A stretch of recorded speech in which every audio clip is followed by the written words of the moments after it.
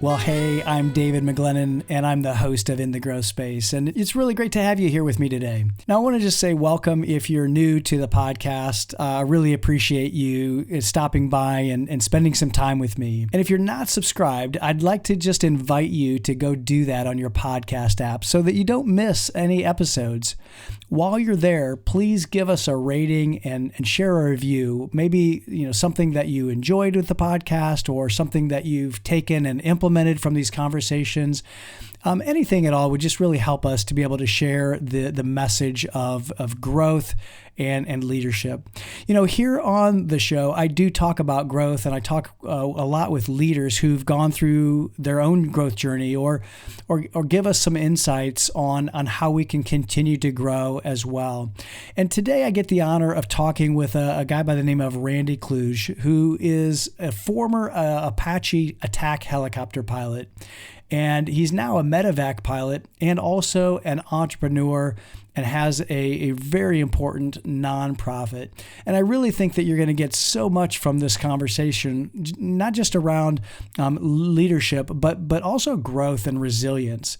But first, before we get into the conversation, let me just tell you a little bit more about Randy, because Randy grew up in northern Maine, where hunting and fishing and the great outdoors were just a huge part of his childhood. He then attended college at Norwich University, and after he graduated, he joined the Army, the U.S. Army, to begin flight school. And then Randy went on to become a pilot flying the AH-64D Apache Longbow. And he served for 10 years and went on to become an instructor pilot in the Apache and completed multiple deployments in support of Operation Iraqi Freedom and also Operation Enduring Freedom. And he still flies today as a civilian medevac pilot, where he lives here close to me in Western Pennsylvania.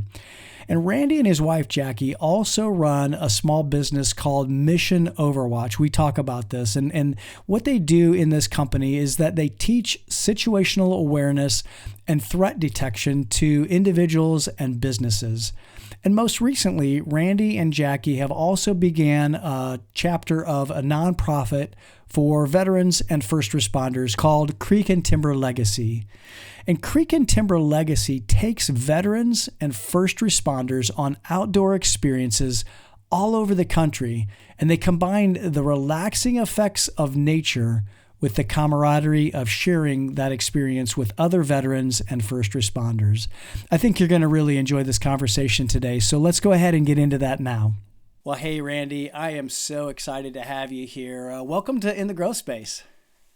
Thanks for having me. I'm excited to be here as well. Been looking forward to this. Yeah.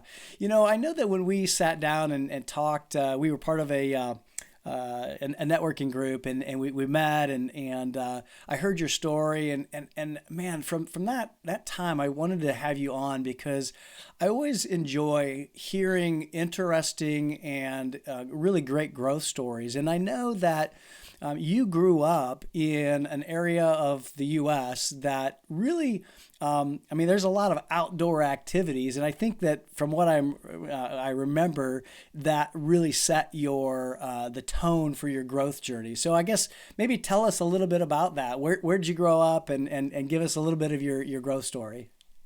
Yeah, so I grew up in northern Maine. Moved there when I was probably 8 or 9 years old.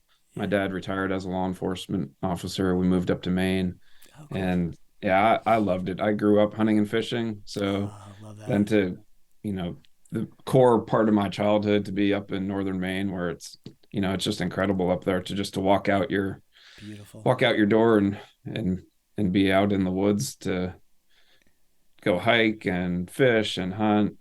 That was a really cool experience, a great childhood. Just hop on the bike and be bombing down some dirt roads, and the world's your playground at that age. So it was a lot of fun, and that always being outside, hunting and fishing, plus like just playing Army, putting on some camo, I love that. Going out and playing. That I think that childhood really set me up for my career. It kind of Yeah. launched me towards the military. Well, and Uh, I can imagine that you probably grew up in an era, especially being there in Maine. I'm guessing that it's probably one of those childhoods, probably a little bit like mine in the sense that you started out and went out in the morning and like you probably didn't see home until you knew you better be home for dinner. And yeah, yeah. My what a wife and I great were talking childhood. about that. Yeah, Yeah. it's so different now. And your parents had no idea where you were other than where you told them you were going and when you were going to be Exactly. back. And now I feel bad for our kids, I the know. phone, we can track them or we can call them and tell them to come home. Back then Yeah. it was, you went out and came back when you were supposed to. When you're supposed to. Yeah, no, that's that's so great. Gosh, I love that. I can imagine that being in Maine with all of that nature, I'm sure that you learned how to, adapt and adapt to maybe changing environments, changing weather and all that kind of stuff. I'm kind of putting words in your mouth, but I mean, it sounds like that's probably something that you learned as well. For sure. And I hope we get into that a little bit later. Yeah. It kind of falls in line with, adapting and challenging yourself. And Yeah. that helps you grow, not just as a leader, but as just a person in general. We all Yeah, for know people sure. that have a hard time overcoming a little bit of stress. One little thing in their day goes wrong and it kind of throws them all off. Yeah. And so being able to adapt and challenge yourself, and with that, you get more resilient and able to overcome more challenges and continue Yeah. to challenge yourself to grow.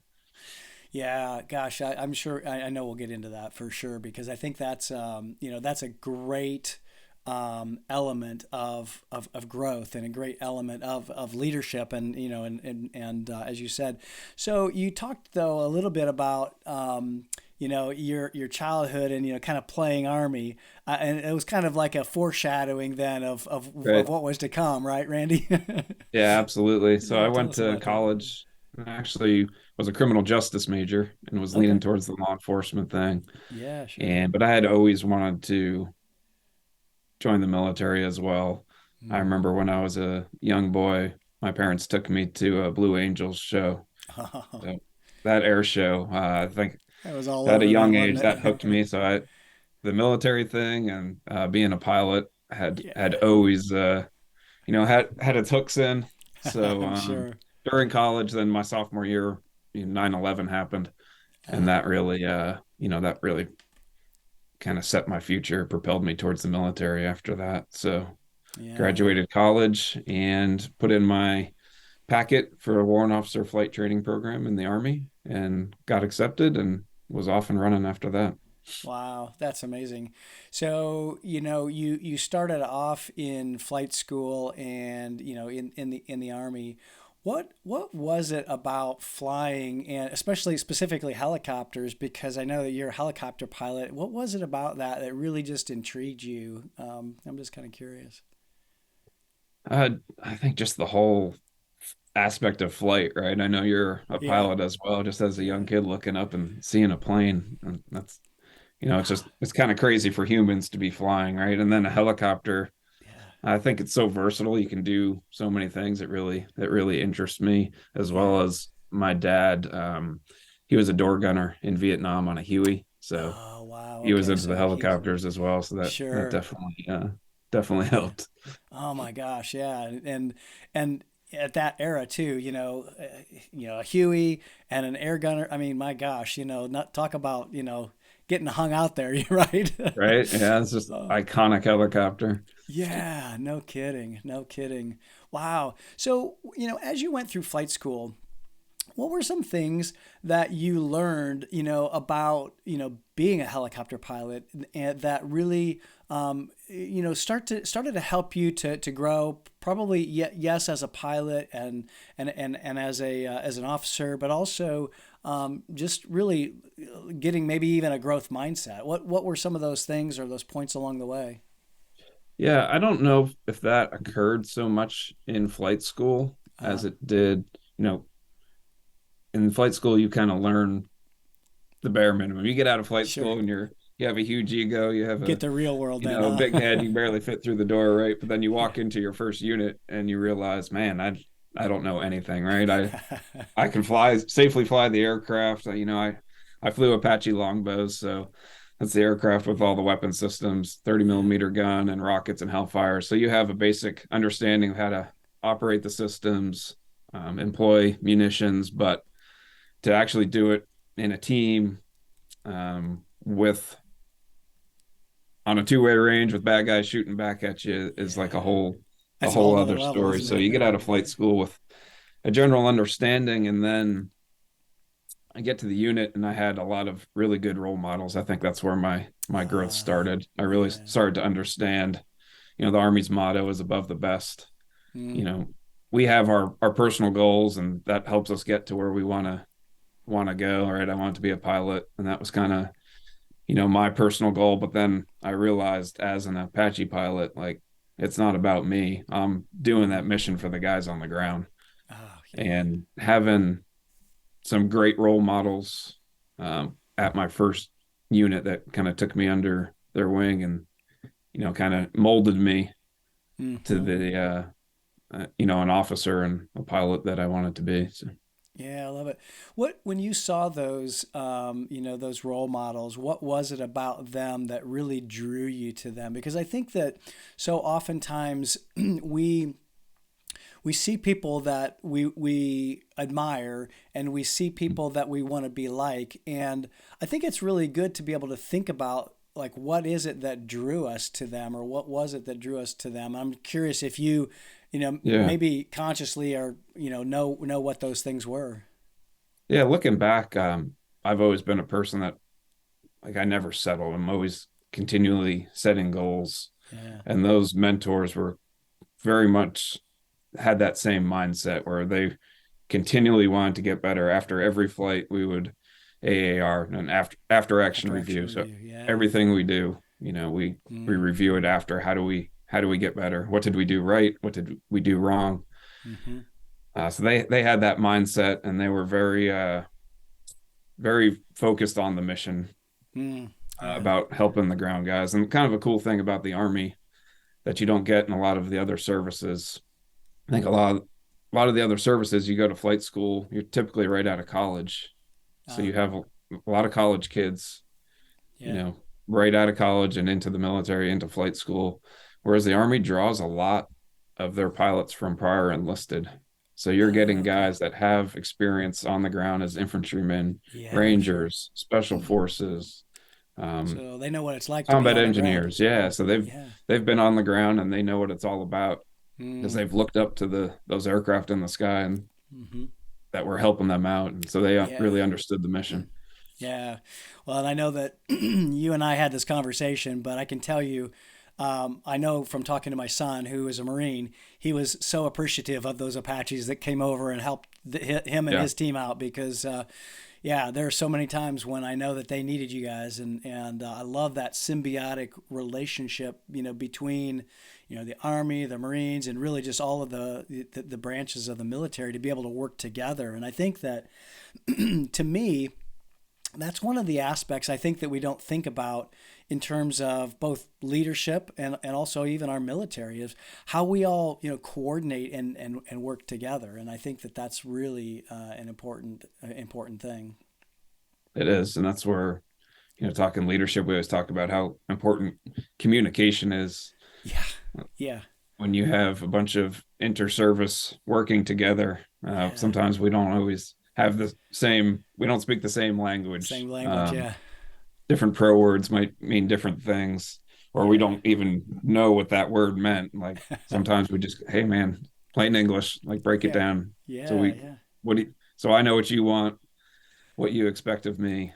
Yeah, yeah, and I think I think that what you're sharing right there is so important for leaders everywhere because sometimes it's just all about getting clarification about Right. what you say. Tell me what you're saying because I'm not sure that I understand, and it's okay to not understand. I think if I'm not misunderstanding, I think you and I had a conversation about a Hmm. situation you had maybe in combat one time when you there was a miscommunication or maybe a misunderstanding or something like that. And am I on track? No, yeah, that's right. So there was So I do a special remember. operation. There was a That's great. special operations team on the ground, Yeah. taking fire from the enemy. I Yeah. think it was Afghanistan. Hmm. And there's different pro words. So for the listeners who don't know what a pro word is, it's, a single word that says a whole sentence so everyone knows. So Yeah. if I say visual, Uh-huh. that means I have eyes on friendly location, Uh-huh. as opposed to tally means I have eyes on the enemy location. Okay. And during this instance, the special forces team was trying to talk an aircraft onto a target, and Hmm. they were on their inbound run to engage. And the guy on the ground said, "Hey, confirm that you have the friendly location in sight as well." And he said Hmm. tally, which is the wrong word, and Wrong word. it Yeah. was immediately knock it off, ceasefire. Like that is Yeah. the number one thing as a pilot, avoiding fratricide. We have to make Yeah. sure we absolutely know where the friendlies are and where the enemy is in relation to that. Yeah. So yeah, communication is huge. It's so it is so huge, and I think that illustrates such a great point about not in communication, about really checking for understanding and getting clarification, because I think as leaders, we have to be able to make sure that we are very clear and getting clear on expectations, getting clear Yeah. on understanding, and I'm glad you shared that, and I'm glad I remembered that, because I think that's really such an important component of leadership communication and really our own ability to communicate. Well, you shared something, Randy, too, about the after action review, and I'm Hmm. kind of curious about that, because one of the things that I've been doing in my own growth journey is every week I take a look at my week, and I do kind of like an after action review. It's actually part of the Full Focus Planner, and I ask myself questions. Hey, what worked? What Hmm. didn't work? What should I start doing? What do I need to stop doing? What do I need to keep doing? And in that review process, that helps me to kind of think out what has happened over the week, and then helps me to plan into the next week. And I think that taking that process from the military and for what you guys did, has helped me in my own growth journey as well. So I guess I'm curious, how easy was it for you to have, like, for example, an officer who might be above you or ranking higher than you Mm. in that room, and talking through some of these things? Was that, like, how did you manage that? And as far as like an AAR after a mission, Yeah, yeah, after a yeah. mission, yeah, So we try to be really good about that, right? Because you might be flying with your battalion commander. sure, So yeah, in the AAR, you kind of have to have that mentality, especially as a high ranking officer, that, you know, get your ego in check, because just yeah, because you're a colonel doesn't mean you can't screw up, and right, you should be called out on it on the mm, AAR, because that's how sure, we all learn. And that's how, especially aviation, we learn from past mistakes. That way there's not yeah, another catastrophic mm-hmm. um, failure or incidents in aviation, because it's a dangerous can be dangerous. Yeah, So for we sure. we need to learn from what we did. And yeah, so kind of ego in check, no matter how Check the ego at the experienced you door, right? are. Yeah, I would tell my guys, as I grew in my career, I was an instructor pilot, so ended up taking over a company in Afghanistan as the company SP, which is the Mm. standardization pilot. So Oh, in charge of the company's training, and I would have two or three other instructor pilots under me.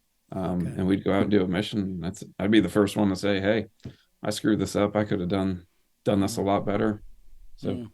definitely have to have your ego in check for an AAR to actually work. You can fluff it and build each other up, but that kind of defeats the purpose. I was gonna say You that need to doesn't learn help from anybody, does it? Yeah, right. yeah.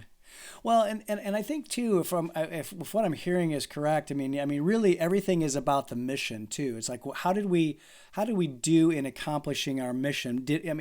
There's something to be said about, yes, we accomplished the mission, but maybe along the way we made some mistakes, and it could have been more Yep, efficient along the way. And I think that absolutely. any business leader, even kind of listening in and thinking about this, I think it's a great practice for everyone to be able to refocus on, yes, not just the mission, but the process and progress along the way in Yeah, getting to the mission, right? right. How do we get better Yeah, accomplishing that mission or more efficient? And yeah, going back a little bit, what talking about communication and clarity, it's so important as leaders that we're clear about what everyone's role is, right? Because yes. in the military, some of these missions can be quite complex. Mm-hmm. So after a briefing, you want to ask the junior guy, the lowest ranking guy, hey, at this point in time, what are we supposed to be doing? Where are we supposed to be? That way, you make sure everyone along the way is clear on their role and how it affects the bigger picture. A lot of times as leaders, we Right. we got to communicate the why, not just, hey, I need this Mm-hmm. done. Yeah. People are more, they're going to want to work harder and complete that task if they know the why behind it. Hey, I need to do this. It seems like a minuscule task, but this task needs to be done. So this can be done and this can be done. So it falls in line with the whole process. Yeah, Randy, that's such a good point about checking for understanding, because as a leader, sometimes we think that we're communicating one thing and we're speaking one thing, we're sharing what the mission is and how Mm-hmm. we want, it to be completed. But if we don't check for understanding, and we could be missing an opportunity here for clarity. So I think you brought up a really good important and an important point where we need to ask, say, hey, what are we doing here? So on Right. on this particular project, what are we doing? And at this point, what do we need to be thinking about? Just getting that clarification is something that in communication I think is super important. And I know in your world it's critical, right? It's critical. Yeah, absolutely. And we have a saying that mean what you say what you mean. Yeah, If you say, hey, if we're flying in an aircraft and you say, hey, there's a bird over there at 2 o'clock, yeah, well, sometimes people refer to aircraft as a bird, like, hey, look right. at that, right? Yeah, yeah, So a bird to me is, has feathers and wings right. as opposed to an aircraft, and one's going to do a lot more damage if we hit it than the other. So, Exactly. and that, so that Yeah, check on learning or making sure that people understand what we're doing is super important because we may think we're communicating clearly, yeah. but the way we say things sometimes might come off wrong.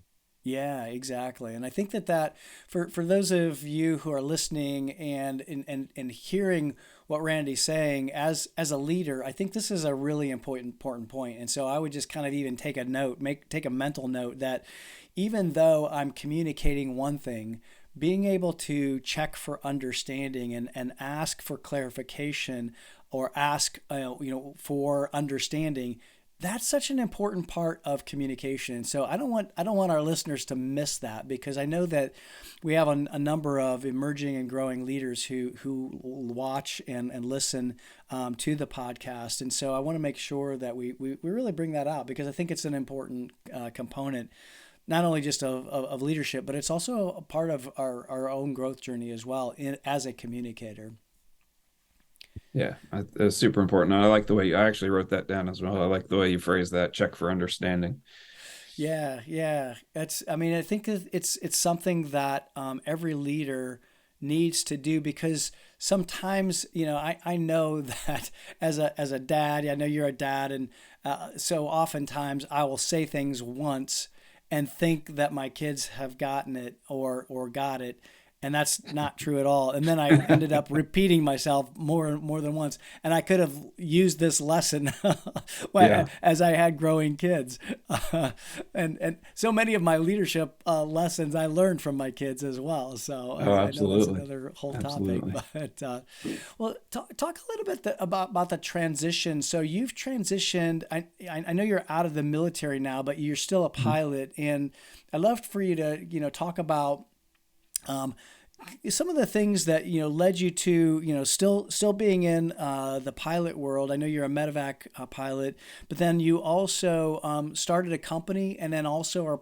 part of a nonprofit, or started a local chapter of a nonprofit. So let's go with the company first, Mission Okay. Overwatch. So tell us a little bit about that, that organization. Yeah, so fortunately, as a civilian medevac pilot, my schedule's pretty cool where I work 7 days on and 7 days off. Yeah, My that's seven great. on is pretty busy. I get in 84 hours, Yeah, wow. seven 12-hour days, but then I have a week off. And so about 2 years ago, I started a company called Mission Overwatch. And again, it's pulling from my military experience. Yeah. We were seeing a turbulent time in our country. There were Hmm. riots, a lot of civil unrest, a lot going on, and a lot of people were seeking training. They were looking for firearms training. They were Yeah. looking for first aid, active shooter training, that kind of thing.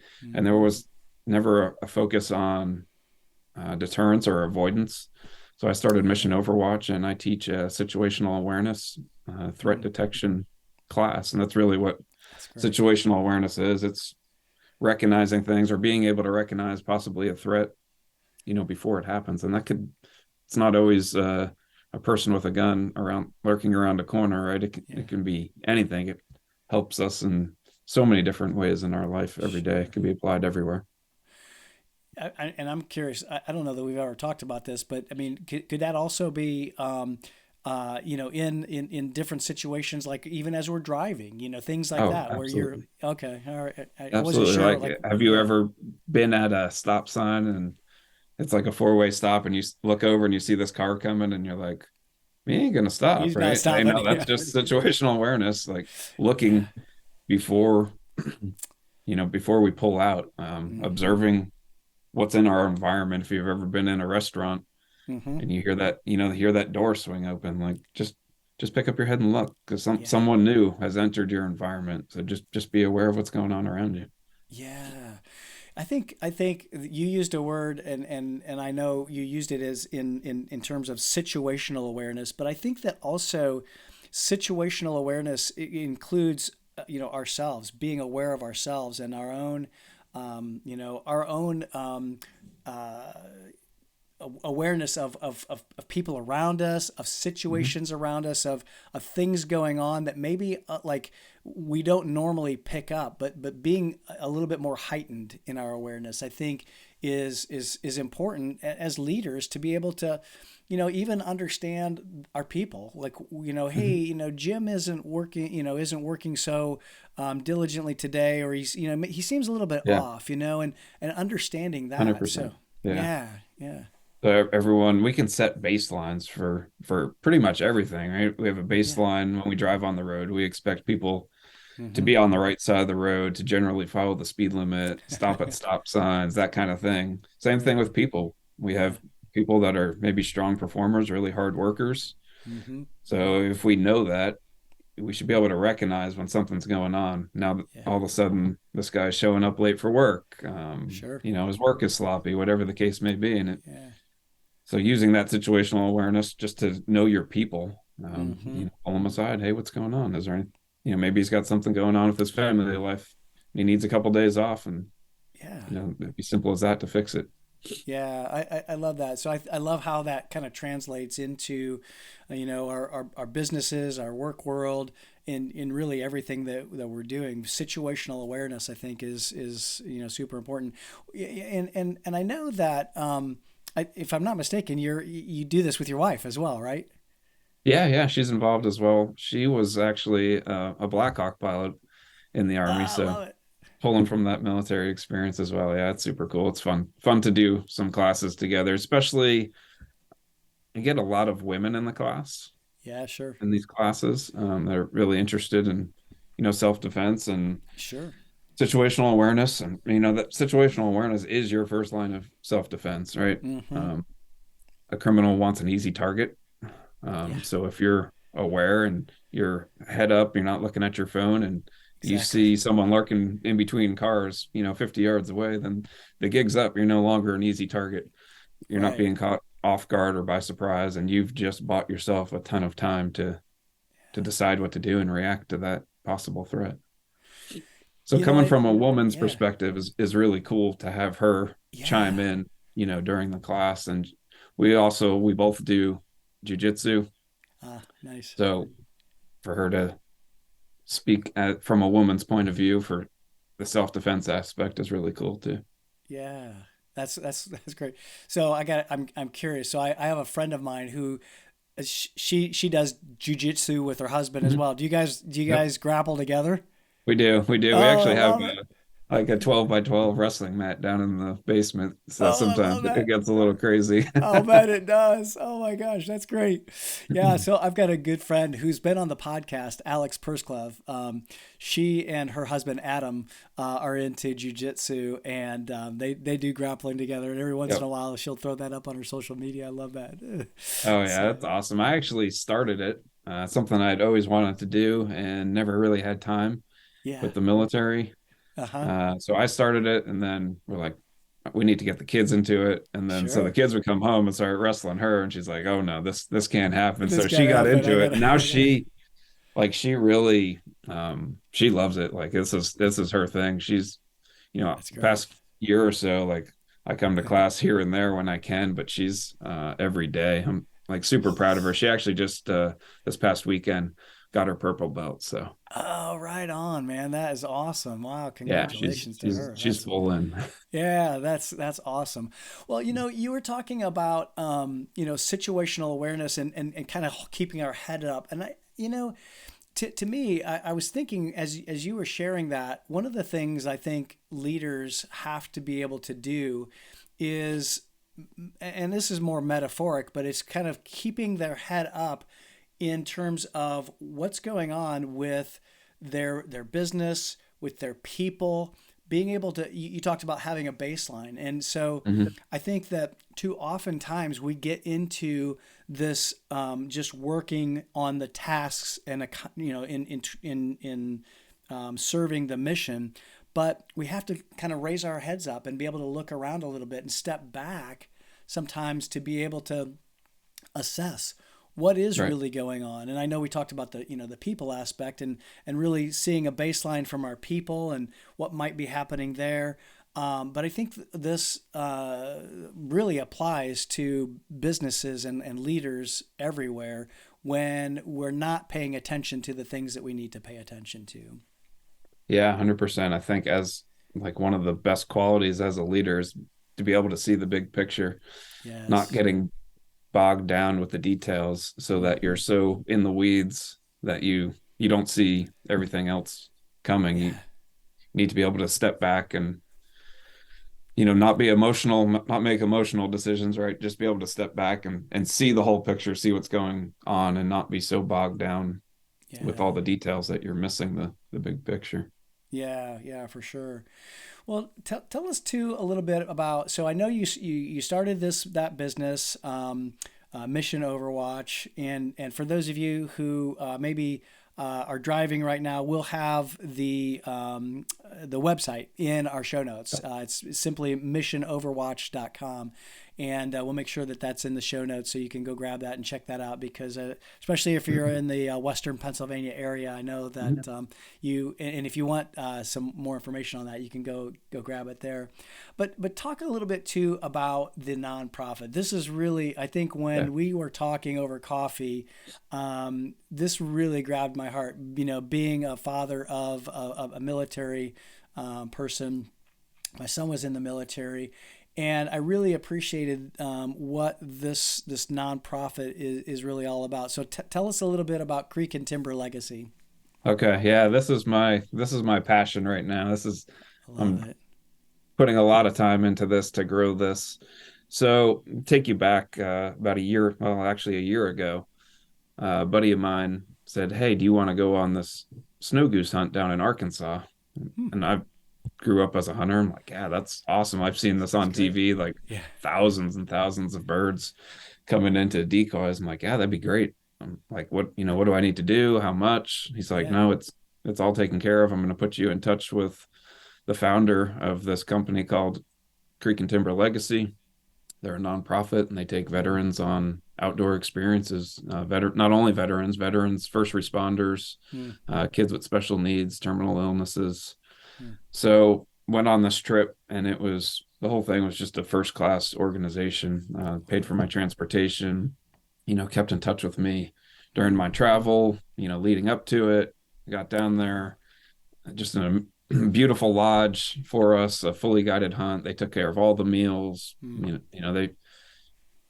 They took care of everything. They really took care of the recipients. Right. And I wanted to get involved at that point. For a Mm. while, my wife and I had been talking. We're so fortunate in our military careers to come out of the military, with all our fingers and toes and all our limbs. Yes. And Yes. not everyone was so fortunate. Mm-hmm. A lot of veterans gave a lot more. Yeah. So to be able to give back to that community. Mm. So my wife and I talked about it, and I talked to the founder quite extensively for almost a year. And Mm. we ended up opening a chapter of Creek and Timber Legacy here in Pennsylvania, I love that. and one just opened in Colorado as well at the same time. Oh, So, cool. yeah, we're a nonprofit for veterans and first responders. We take them out on outdoor experiences, typically hunting and fishing trips. Very cool. So it was actually this past fall, the Marine Corps' birthday, is when we officially launched the Pennsylvania division. And Love it. actually, just last week, we did our first outing in Central Really? PA. We took 4 veterans on a snow goose hunt in Central Oh, PA. how So cool is that? Oh, that's yeah. awesome. That's amazing, Randy. Well, so how do people get involved with the chapter, and maybe they know a veteran, or maybe they really appreciate getting veterans out into back into nature, and to help them to really be able to connect with other veterans. Mhm. How do they get involved? So there's a million ways to get involved, really. First off, go to our website, creekandtimberlegacy.org. You can sign up there for our newsletter. You can sign up as a volunteer. Right at the very top of the website, there's a nominate a recipient. So if you know a veteran, first responder, or a child that would benefit from an outdoor experience, get them Hmm. signed up, put them on our radar, and then we can reach out to them and see what kind of event going on maybe in their area, or we could, Okay. fly them to a location if we need to, depending on what their interests are. So we Yeah. try and take the therapeutics of like being in nature, just kind of Yeah. very relaxing, right? And we combine that with the camaraderie of Yeah. having a bunch of veterans together. So it's a big disconnect when you get out of the military. You have that, Yeah. especially if you're deployed. Your buddies on your left and right are your family, Right. and then you get out and you don't have that same connection with your coworkers. Mm-hmm. Mm-hmm. So Yeah. getting Yeah. veterans together, it's really cool. We start a group chat, before the hunt, and everyone kind of introduces themselves, and then Oh, cool. the banter just starts. There were a Sure. bunch of Army guys and an Air Force guy and a Navy guy, so we're just picking on each other, and I'm it's really sure. cool to see everyone shows up for the event at the lodge. And then it's typical military, like everyone just picks up like they knew each other. That's really cool. And Yeah. it's been a week since the hunt, and just last night I picked up my phone and there were 41 messages, and it was the group that went hunting. They're still bantering back and forth. So Yeah. That's um great. developing new relationships and that Mm-hmm. camaraderie, it's has a That's real healing effect for a lot of people. Yeah, Randy, I think that's the thing that I think when I heard about it, that really drew me to it, because I know from my experience with my son that getting out of the military, you lose that brotherhood, and that closeness, that camaraderie, Yeah. when you leave. And I think that's one of the things that a lot of guys and gals miss. And so being able to get out into nature, and to yes, be a participating in either hunting or fishing, or just getting outside, but Yeah. also that camaraderie. I think that's something that really helps veterans, and I think you said it best, to be able to, that healing helps to heal, just being around other veterans, because they get it. You each get Yeah. it. Yeah. And if they feel like they can open up and talk about things, we've had guys say, hey, I just told you that story. I just met you, but I've had that on my chest for 10 years. Like, Yeah. it felt really good to just talk and get that off my chest because, Right. you have that connection where you've been through things together, not even together, but you've had these experiences and, they're Yeah. comfortable talking, opening up and talking about that where they wouldn't be with other people. So, Yeah, right, right. Well, I love that. I love what you're doing, and I love the fact that you're bringing veterans together and giving them some things that will help them to transition, to recover, and really just be together. And I know that there are a number of different people who are listening to the podcast who are thinking, hey, how can I get involved? Maybe I know somebody that I could nominate. But more importantly, because this is a nonprofit, it's really about raising funds so that we can provide people or funds to yeah. bring people to these kinds of events, right? Right. So funding is obviously huge for us. We have our first big fundraiser coming up in May 22nd. We have a golf outing here in Western Pennsylvania at the Excellent. Seven Oaks Golf Course.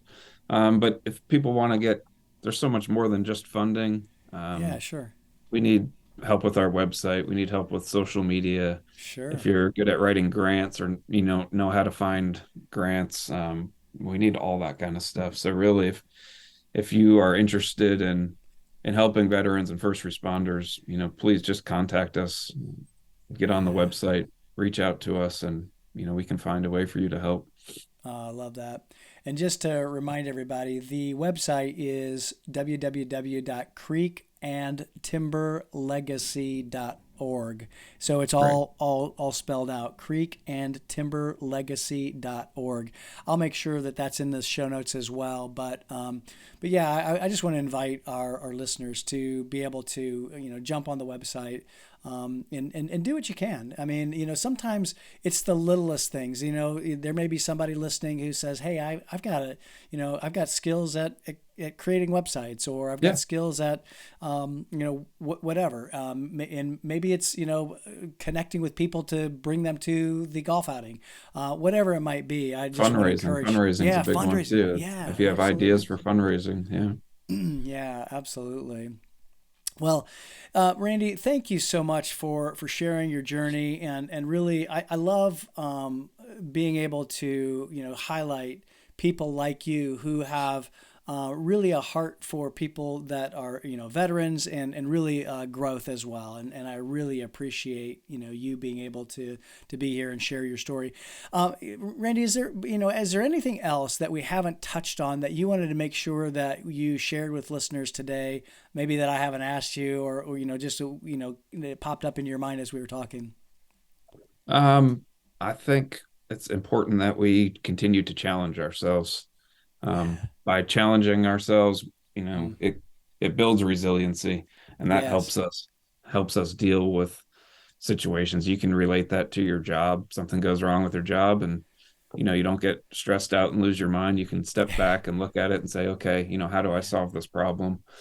Situational awareness. The Mm-hmm. FBI statistics say that the average person has one significant event in their life.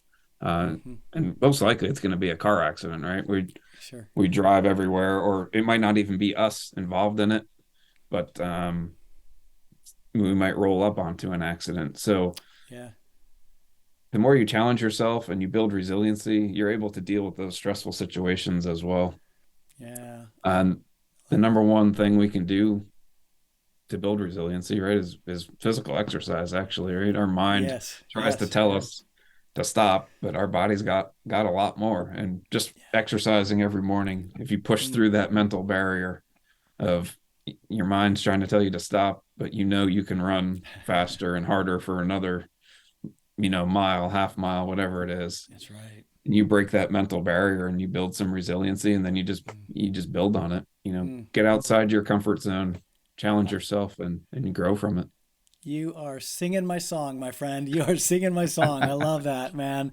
Not only about, just getting physical exercise, because you're so right. I mean, that builds our resiliency, and it builds our ability to kind of push through the barriers that we put up in our own mind. And I know that I talk with leaders a lot about, especially, matter of fact, if any of our emerging leaders are listening right now, Randy just said the word comfort zone. We got to get outside of our comfort zone, and that does build our resiliency.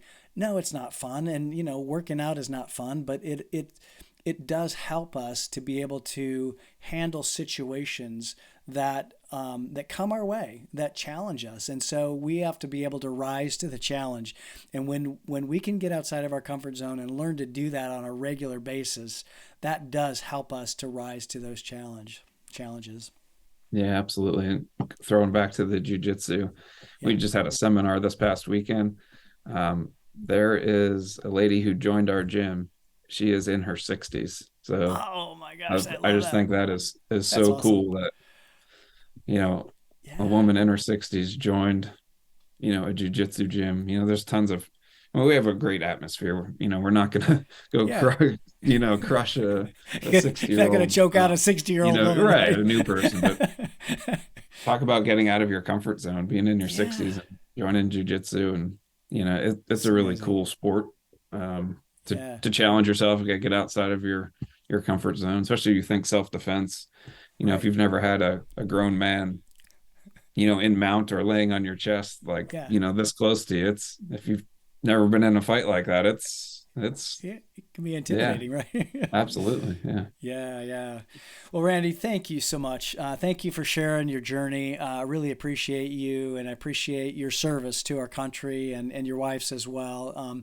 Thank you so much. And I think that, the things that you're sharing here, not only about Mission Overwatch and really being able to have that situational awareness, that there's so much to even unpack there that I really appreciate. But also really what you're doing with Creek and Timber Legacy. Really appreciate what you're doing there for veterans. And so I just want to encourage people who are listening to get involved somehow and be able to reach out to you. We'll put your email address as well on the show notes, and people can reach out to you. Any final words, Randy? Anything you want to leave people with?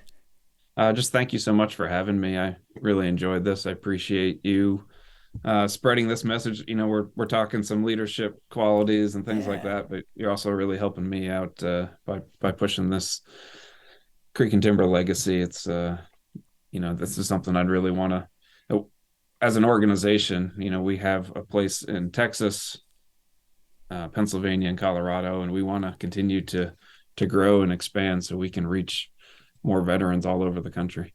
That's awesome. So that's another way that people could get involved. So if you're listening and you maybe, this really resonated with you, hey, contact Randy and he can get you in touch with the people to be able to maybe even open a chapter in your part of the country. So yeah, absolutely. We'll get you out on an experience, a hunt or a fishing trip, and let you be the recipient and, see how beneficial it is firsthand, and then get involved.